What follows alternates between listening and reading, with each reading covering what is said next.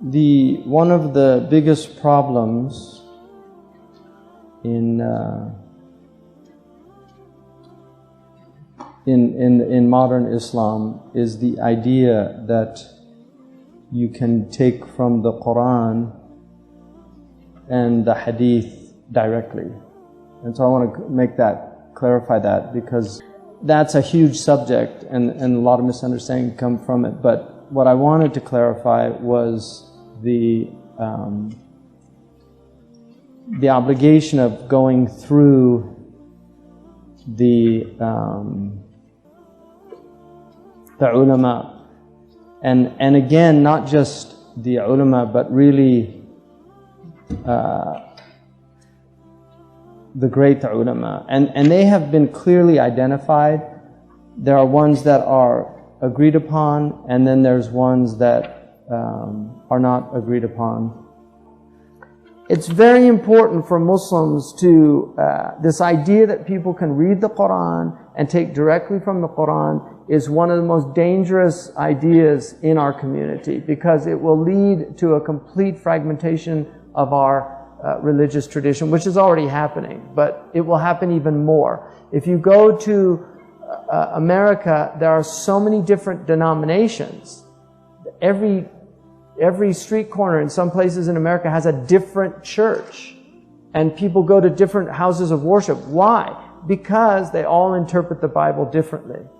So the Baptists interpret it differently from the Methodists, and the Methodists from the Episcopalians, and the Episcopalians from the Anabaptists, and the Anabaptists from the Pentecostals, and the Pentecostals from the Holy Rollers, and on and on and on. And and then you have the little funny ones where there's a preacher and his family, because he's the only one on the planet that really understands the Bible.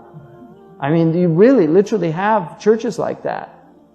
And this is what happens when you allow a complete lack of regulation of sacred scripture. And so what this tradition is really about is maintaining a type of regulatory mechanism on sacred scripture, so that not everybody can say what they think it means.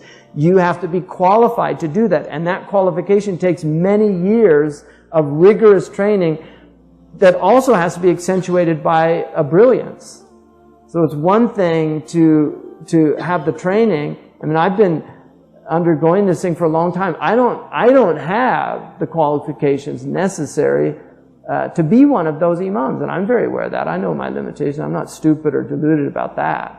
I mean, there are people that think they can do that, but it's not like that. And if you spend any time with somebody like Sheikh Abdullah bin Bayya, you will know how far you are from just what the necessary prerequisites are.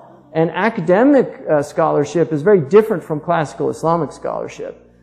I mean, the idea of a Western academic having knowledge of just knowing the 10 qira'at was a sine qua non. Right? To know the 10 variants of the Quran. And there are different, there tathabbatu, in Surah Al-Hujurat, there's a variant, tathabbatu and tabayyanu.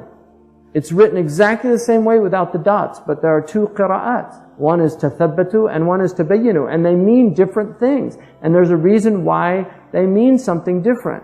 And so the person has to understand what the difference is between tathabbut and tabayyun in a khabar. In ja'akum fasiqun bi khabarin fatathabbatu. Aw fatabayyanu. And you have to do both. And that's why they're both